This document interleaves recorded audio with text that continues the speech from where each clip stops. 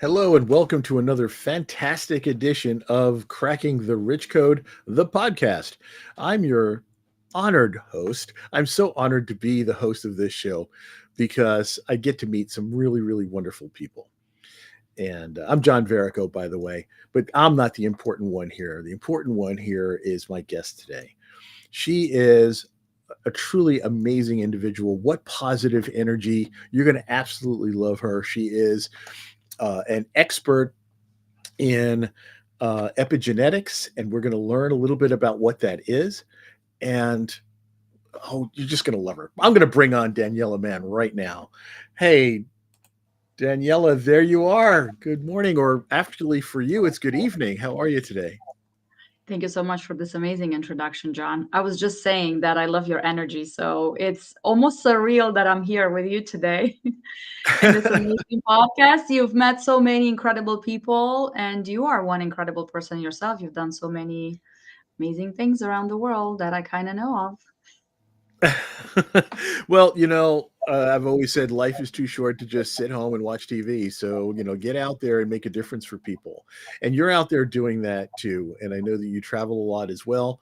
And so we're going to talk a little bit about your story. Now you are currently living in Romania, is that correct? Yes, I'm actually quite, right in the heart of Transylvania. So for everybody who read Dracula, I'm right near Dracula's castle.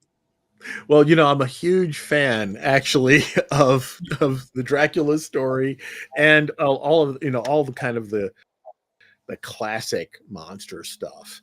I grew up as an undersized kid, getting picked on by bullies a lot, and so my inspiration was in the monster movies and the horror stories because I found that no matter how bad the monster was, the little guy could still win. So there was my hope and inspiration that way. So I've always been fascinated with those kinds of stories and legends, and especially the ones that have some foundation um, in real life that sparked the story. Very interesting. So what is it like growing up in the shadow of Dracula's castle? Well, to be honest, it was really, I have to say, I mean, not to sound kind of um, selfish, but I really, really love this place. I find it one of the most amazing places in the world, and I've traveled to so many countries, and I've spent about 25 years of my life abroad, in different places. There's something special about, and maybe because I was born here, but there's a specific energy, and you will find that a lot of people come here to study the paranormal activities of Transylvania. But with that being said, there are different vortexes of special energy, like when you go to Sedona, when you go, different places for pilgrimage, or so. Yeah, it's we have a lot of nature, and I grew up with my grandmother on a farmstead, and we didn't have a lot of things, but we had a lot of love, and we were very, very connected to the earth, to the garden, to the the community that was very supportive of each other. So I've learned a lot of valuable things growing up between and with elderly people. That is something that I have to say sometimes in the US we have missed that opportunity to really appreciate our elders. And now that I'm getting to be an elder myself, I really crave the opportunity for people to cherish me. No, in all seriousness though, there's so much to learn. I was fortunate enough to have all of my grandparents and even some of my great grandparents in my early life, and I just to spend time with them, to learn from them and to hear their stories. So much time now as we get older, we tend to just kind of blow it off. Like, we get to our teens and all of a sudden, like, we know everything, so we don't want to hear you old people's stories, right? Yeah, and I think, well, somehow I think, or what I'm noticing that is that the world is slowly, slowly changing, and there's a lot of wisdom. Um, and I think there's a shift in how we perceive relations and connections. these days. I don't know about your country necessarily, but I'm noticing this, not just in my country. For example, I've spent 7 years in Malta, in the heart of the Mediterranean, and every time there's a gathering or it's Sunday, then you see the kids and the parents and the grandparents and the great grandparents and the dog, and if they have a bird, they bring the cage and everything, and they just spend Yes. so much time together. um, and I think that's how you pick, not just on the values and on the wisdom, but on the frequency and on the energy, because there's so much, right, that a person goes through during a lifetime, Right. that they carry that with them. And sometimes you don't even need to speak or say a lot of things. You can just be in a room with someone and just get a sense of a different perspective. Well, there's so much to learn from each other. Everybody has a different experience, and when we don't share those experiences, that knowledge is lost. And so there's 100%. so much to be learned. One thing, my father, who he had to leave school early in life because his father had passed away, and so he wound up leaving school and going to work to help support his mother and his siblings. And the one thing that he taught us as we were growing up is learn something new every day. I had to leave school. He goes, but I encourage you to stay in school. If I'd prefer if you did, but even if you don't miss out on the opportunities to learn something every day. And so that's what Dad did. Every time I turned around, he was learning a new skill, learning how to do something, whatever it was. So the man could do anything. He could fix anything because he would learn how to do it, and that was what he encouraged us. But the most important thing was he said, don't say you don't like that food unless you tasted it. Don't say you can't do that unless you've tried, and don't say you don't like that person unless you've given them a chance. And Very that's good. And John. that's that appreciation that I think has had been missing for many years, and I think we're starting to learn this now, at least in our society here in the U.S. I think we're starting to rebuild that appreciation. I think we kind of lost it for a little while, but I love the culture that you're talking about, and growing up there with a whole family, and keeping that close tie with your senior family members. So tell me a little bit about kind of your story. You grew up with your grandparents and close family ties and all of this stuff, and then later on in life you ultimately had a tragedy in your Hmm. family.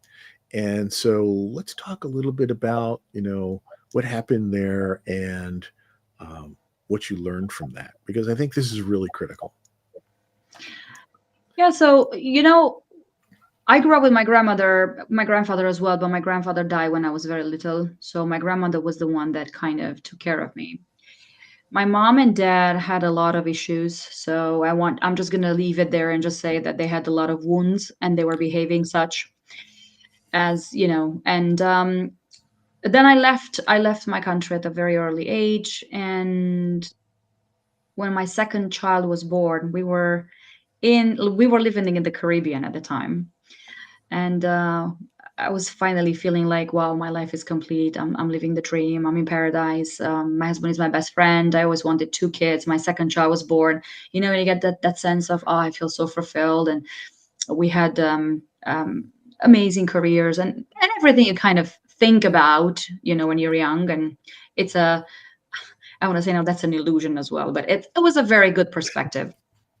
And then my son got injured after a medical intervention, and within 48 hours, he lost the ability to speak or hold, anything in his hand or sit up or do a lot of different things. And he was on the verge of, if he was not going to make it, was he going to make it or not? So it was pretty serious. How old was he when that happened?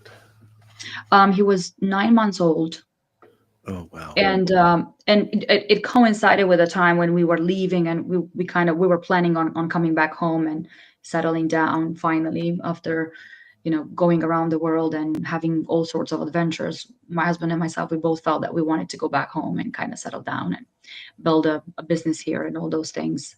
And I just found myself in a situation where I had a very healthy child, a very functional and perfect kid, smiling and laughing and, cracking a few words and different things. And then all of a sudden, you have something that you don't know what's going on. So it took us a long time to understand what had happened. It was a coincidence with our coming back home. So everybody thought, well, maybe it was this, maybe it was that, maybe it's a combination of factors. We don't know what it is. So we spent about 3.5 years trying to find the right people to give us answers, and everybody was trying to tell me that he was born that way, and I could not accept that because I know how he was born. I'm his mother, so I know what happened at birth and what happened for the first 9 months of his life. So then when I finally got to understand that there was a specific gene expression that shut down, and because that gene expression shut down, there were other genes that were not making the right proteins that were causing other genes to shut down. So it's a consequence of, so one thing becomes the effect of another thing that becomes the cause of another effect. And it was a cascade of events. And when I finally figured that out, he was about 3.5 years old. Um, and we started by changing the biology with the environmental factors such as diet, supplementation, a lot of other interventions, biomedical interventions. When I changed his diet and I removed all inflammatory elements, in 7 days he started speaking. In 7 days. 7 days later, Wow. he was saying words, and not just that he was saying words, he was saying words that had meaning. So I had this uh, stack of different colored cups, and he was playing with them, and all of a sudden he started saying red, blue, and we were so shocked because we haven't heard his voice in 2 years. Like we, so no, he was Oh saying my things, but he was saying things that made sense. Yeah. that just started with a modification of his diet. Just started with a modification of his diet, and then I went in to understand even more, and I found the right doctors and the right scientists. And in fact, this really put me on a different path. So from the corporate world, I started studying epigenetics and nutrition and um, heavy metals and chelation and biofilm and microbiome and all those different things. And more I was learning, more I was applying, better he was getting until he regained function fully. Wow, that is amazing, amazing. So, tell me a little bit about epigenetics because I had not heard that word before. Yeah, so epigenetics means above the genes, meaning that even if, let's say, and the dogma, right, which we kind of overcome that right now, is that, for example, if you have an issue, let's say diabetes, right? Your doctor is Mhm. going to ask you, okay, John, okay, diabetes, I see. Did your mother have diabetes? And you can say, yes, my mother did have diabetes. Oh, did your grandmother? Yes, and my grandmother. Oh, okay, then it makes sense. You also have diabetes, right? There's a gene, and that's it. Right, right. But the gene, and this is a very interesting thing related to the diabetes diagnosis. So there was an experiment called the agouti mice, Agouti, the agouti, and they were created in the lab with this agouti gene that was causing their fur to become very yellowish, and they were obese, and they were all predisposed to diabetes and cancer and a lot of hypertension, all those different things. And one day, this is very interesting. One day, the lead scientist was thinking, well, why don't I try to change the diet of a female mouse that was pregnant,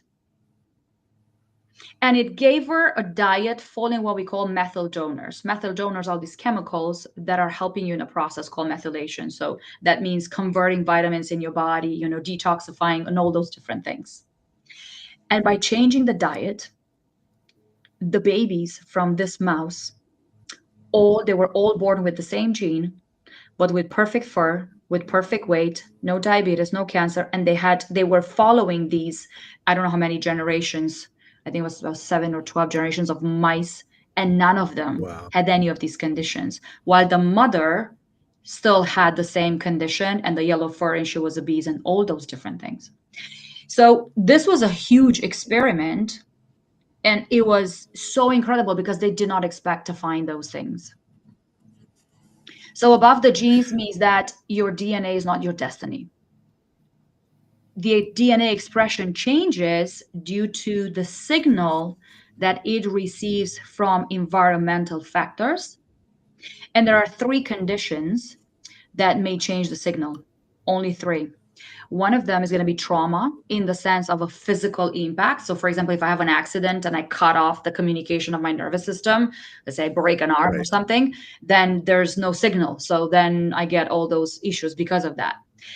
Or it can be toxicity of any kind. It can be heavy Right. metals, plastics, foods, you know, all that stuff that everybody talks about. Right.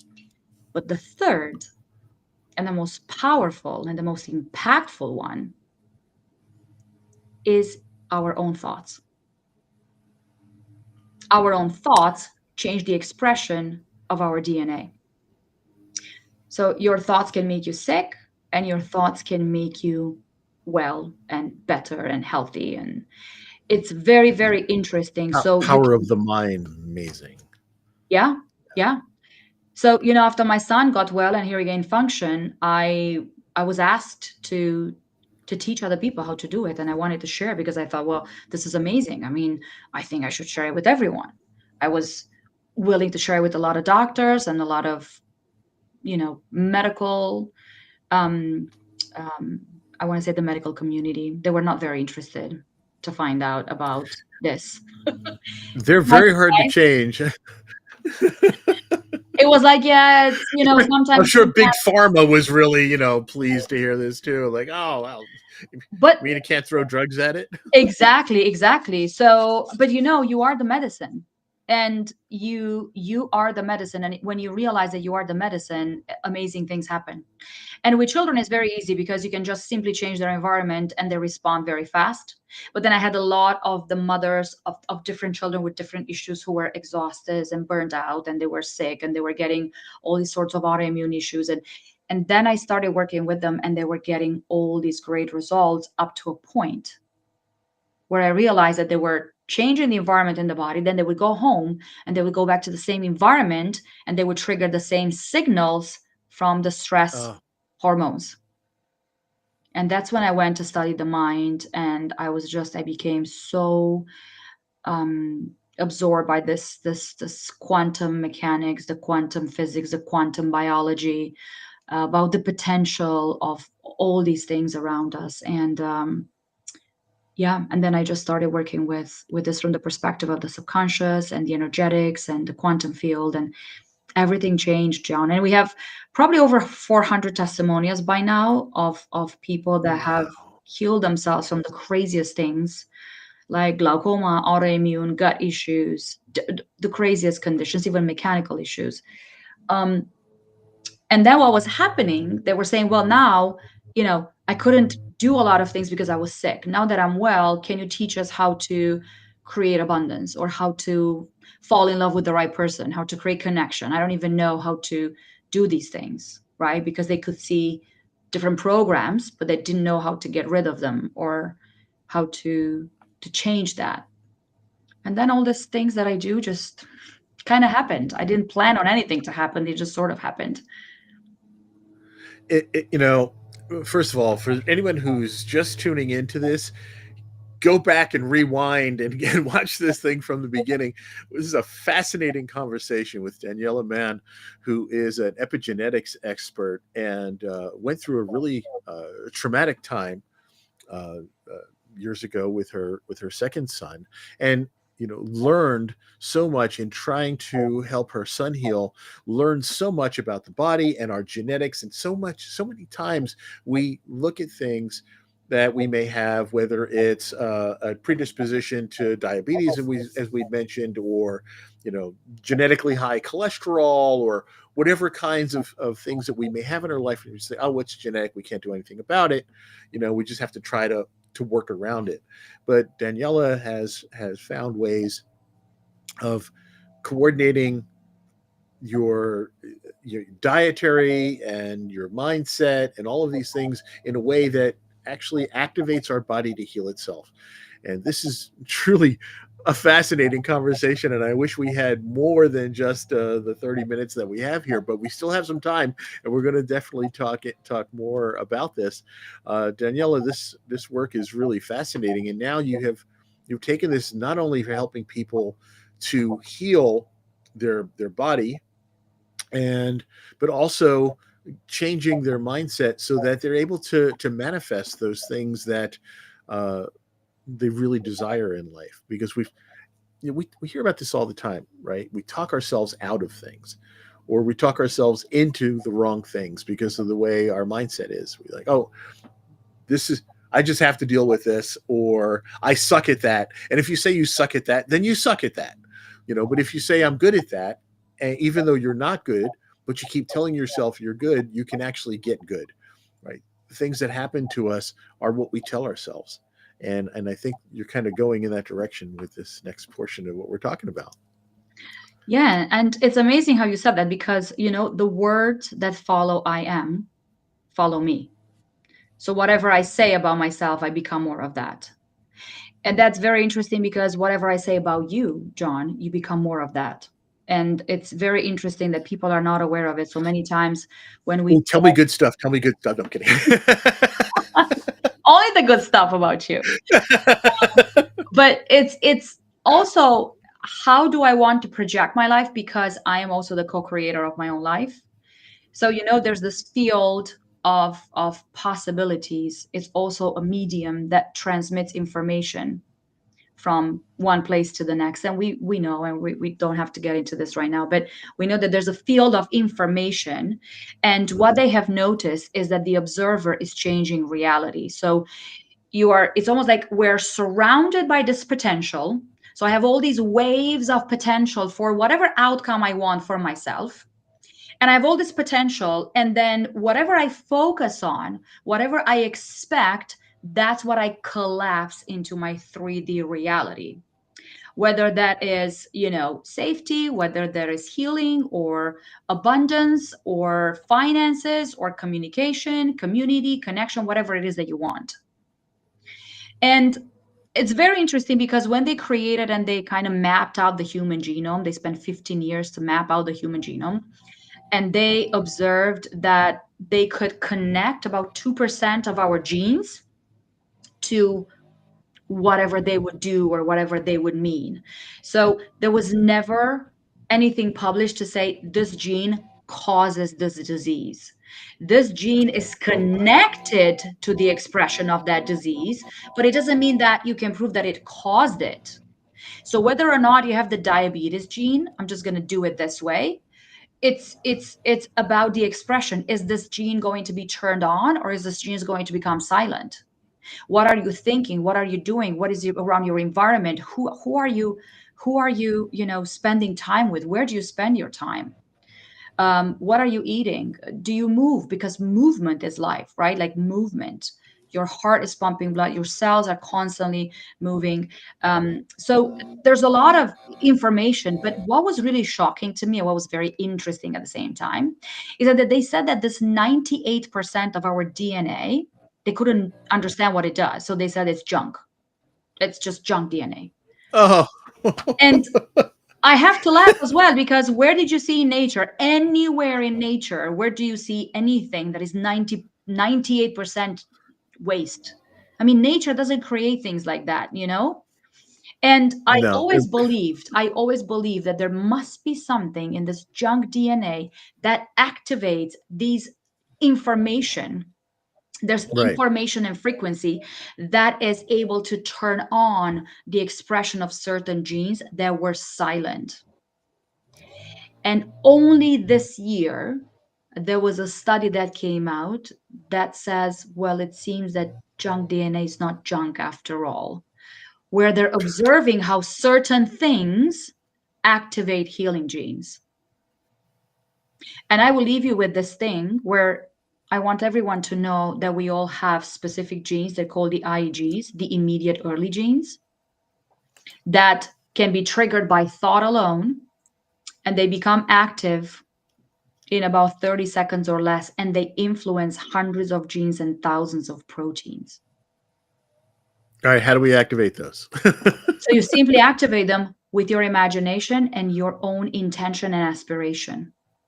But for example, let's say I live, and for me, lack was a huge thing, and that's why I wrote that in my chapter, in the Cracking the Reach Mhm. Code, because lack was a huge thing, lack of love, lack of money, lack of connections, lack of different things. Um, you have to start seeing yourself and feeling yourself as if you already are. Because when you want abundance, you don't go to get abundance, you generate abundance. And for you to Right. generate abundance, you need to become the wave form of that. So I need to embody it by believing that I am before I have the evidence. I love this conversation, Daniela. There's so much great information here, so much inspiration for people to realize that, there is hope beyond what you think you're facing. And I think that's where our resilience really comes from when we're faced with some sort of bad news, whether it's medical or whatever, or something happens to us, or just because our mindset tells us we're not good enough for something. Uh, if we change that, if we think differently about that, that's the strongest step for being able to make a change in the right direction. 100%. And it's like you're writing your own book and you hold your own pen, and you're constantly waiting for something from outside of you to come and save you or tell you or give you something. You have to realize that you're the one holding the pen and you're the one that can change the chapter. You just have to make a different choice. Yeah, helps those who help themselves. Absolutely. This is brilliant. And your chapter is cellular reset, unlocking your full potential for success, is in volume 16 of Cracking the Rich Code, which is missing on my shelf. I need to do something about that. I don't have that one. Been trying to get them as I'm learning and interviewing people from all the different volumes, and I'm sitting there, boy, I need to get that book. So I need to start getting them. Um, but I definitely want to pick it up. And thank you for sharing your chapter with me so I can learn from you. And I hope people are inspired by this conversation and go and pick up Cracking the Rich Code, Volume 16. But also, you have a couple of your own books as well, Yes, right? I That you have put out. Yes, I actually started writing these books. The first one was kind of like a manual after I managed to help my son heal, and it's a manual for everybody who suffers from all this autoimmune issues, gut issues, ADD, ADHD, autism. And then it was a huge success, so they wanted me to write a lot of recipes for them. So I just created a second book, which is called Nourish the Gut, and I'm currently working on. And those are available on your website, right? Yeah, and even on Yeah. Amazon. They can also go to my website and find all the links and everything that they need, or if they follow. And that's Yeah, DanielaMan.life. yes, dot life. We always hear .com and all that, so it's really important for people to know. Visit her website, learn more about her, get her books, all this other stuff on DanielaMan.life. So definitely check that out. This has been great. It really, really has. And now you have a pretty active Instagram account. You want people to check you out there. You've got a bunch of little short videos and things for people. Yeah, there's a lot of knowledge and a lot of support that I just share through my Instagram mostly. A lot of people ask me about TikTok and other platforms, and I have a LinkedIn. It's just so I can barely keep up with one. I don't know how people do it with all those things, but for now, I think my Instagram is the best. I also have a Facebook account and a LinkedIn account, but wherever it's easier for people to connect with me, we can. It doesn't matter. And I find that people find me anyways. I had people that found me through an old website that I don't even use. I don't know how that happened. So it's just it's resonance, Well, whatever it's in it's resonance. Daniela Man.life, and it's man with one N. Daniela Man with .life. That is her website as well as her Instagram account. So definitely check her out. You can also find her on LinkedIn and Facebook, like she said. A fascinating, fascinating individual. Just a great amount of knowledge, and what a bunch of just positive energy. I really, really appreciate your taking the time to share it with us. Is there anything else? If you wanted to leave someone with one final thought of the most important things somebody should know, what would that be? Well, like I said, DNA is not your destiny. It's your design, and you can change it at any time just by making a different choice and just expanding your awareness. That's it. And everything you need is within you. I love it. Everything in life really depends on the choices that we make, and that we have the power to make those choices and make those changes. Thank you so much, Daniela. This has been a Thank you, fantastic John. conversation. I look forward to future stuff with you, and we'll talk again soon. Meanwhile, folks, check this episode out. Check out Daniela Mann's website, danielamann.life. Also, read her chapter in Cracking the Rich Code, Volume 16, and catch the next episode of Cracking the Rich Code, the podcast. It is my honor and pleasure to be hosting this show and getting an opportunity to speak with all of these wonderful people. Have a great day and take a look at your choices. Thanks, everyone.